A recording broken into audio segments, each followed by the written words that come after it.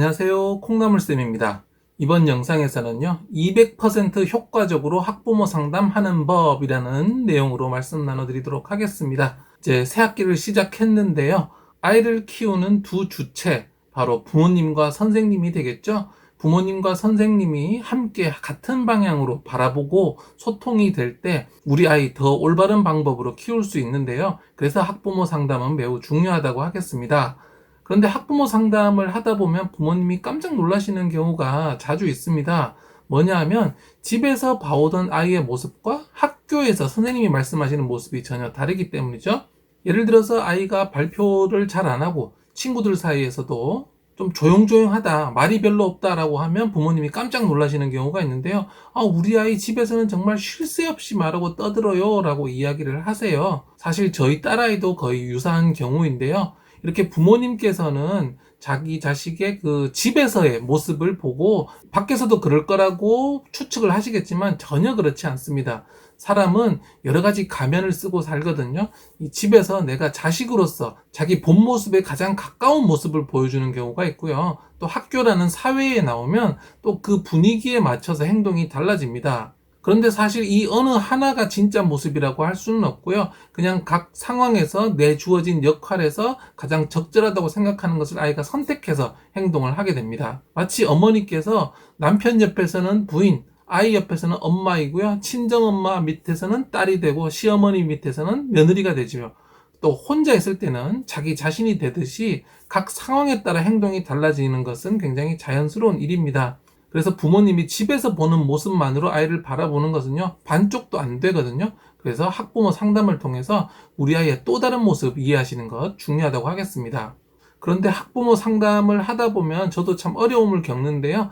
학부모님께서 지금부터 제가 말씀드리는 부분들 한번 생각해 보시고 염두에 두신다면 학부모 상담이 200%, 300%더 유연하게 이루어질 것이라고 생각됩니다. 오늘 영상 보시고요. 이제 새 학기 상담 이렇게 준비해 보시기 바랍니다.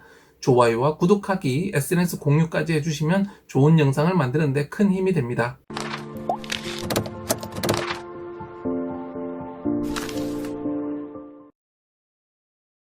200% 효과적으로 학부모 상담하는 법, 첫 번째는요. 선물은 마음으로만 준비하세요 라고 말씀드리고 싶습니다. 김영란법 아시죠? 공직이나 언론에 있는 사람들은 다 직무 관계자에게 선물이나 금품을 받을 수 없다라는 법인데요. 교사 역시 이 김영란법에 해당이 됩니다. 그래서 학부모님께서는요, 선생님께 아무리 감사한 마음이 있고 고마운 마음이 있더라도 그것을 선물로 표현하시면 안 됩니다. 정말 작은 커피 하나도 사오시지 않으셨으면 좋겠는데요. 제가 담임으로서 상담을 하는데 정말 작은 커피 하나 사오셨어요. 그럼 이것이 정말 애매한 게 이것을 거절하자니 또 저 학부모님의 성의를 좀 무시한 것 같고, 그런데 이것을 그냥 먹자니 사실 학부모님하고 저하고 아무것도 없지만 또 제3자가 보기에는 또 뭐라고 이야기할 줄을 알 수 없는 부분이거든요. 실제로 김영란법이 갓 생긴 지 얼마 안 됐을 때 대학생이 교수님께 커피 한 잔을 줬는데 그걸로 교수님이 김영란법으로 신고를 당했던 그런 케이스도 있습니다. 그래서요, 부모님께서 아무리 감사한 마음이 있더라도 그것은 오직 말로 언어로서 감사함을 표현하셔야 되지 어떠한 물질로도 표현하지 않으셨으면 좋겠고요. 방금 말씀드렸다시피 1,000원짜리 커피 한 캔도 안 사오시는 게 선생님 입장에서 참 이도 저도 하기 힘든 상황이 이루어지거든요.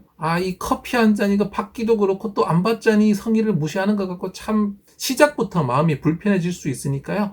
준비하지 않으시는 게 가장 좋습니다. 다만 선생님에 대한 호의, 호감은 표현하시는 것이 굉장히 좋습니다. 왜냐하면 우리 학부모님께서도 경험해 보셨겠지만 사실 모든 선생님과 모든 학부모의 관계가 꼭 호의적이고 좋지만은 않잖아요. 학부모님께서 선생님이 좀 어렵기도 하고 조금 부담스러운 면이 있다면 사실은 입장을 바꿔서 선생님도 똑같습니다. 선생님 자신이 하고 있는 교육에 대해서 어떻게 생각하시는지, 또 내가 이런 이야기를 했을 때 이 말을 그대로 잘 받아들이실지, 혹시나 또 오해는 하지 않으실지 등등 걱정이 많아져서 말을 진솔하게 하기 좀 어려운 경우도 있는데요. 이와 관련해서 초등학교 평가에 대한 말씀도 드렸죠. 초등학교에서 평가를 성적표에 정말 솔직하게 적어주지 못하는 점도 바로 이런 점과 관련되는데요.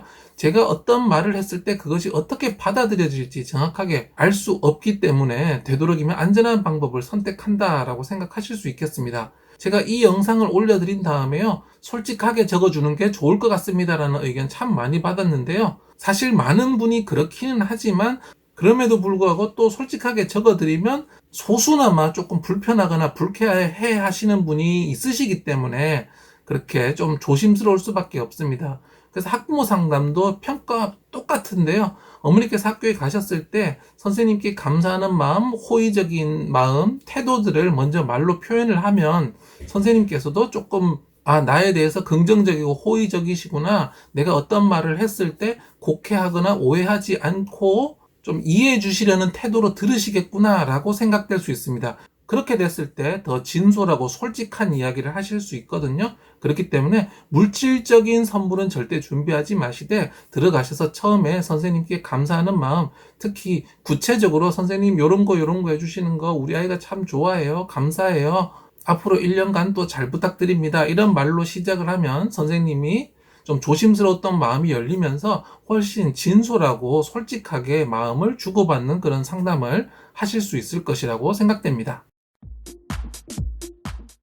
200% 효과적으로 학부모 상담하는 법, 두 번째는요, 최소 계약 2달 후에 하세요 라고 말씀드리고 싶습니다. 학교에 따라 다르기는 하지만요, 계약하고 2주에서 한 3주 정도 지난 후에 상담을 하는 경우가 많은데요, 사실 이렇게 하면 좀 깊은 상담은 어렵습니다.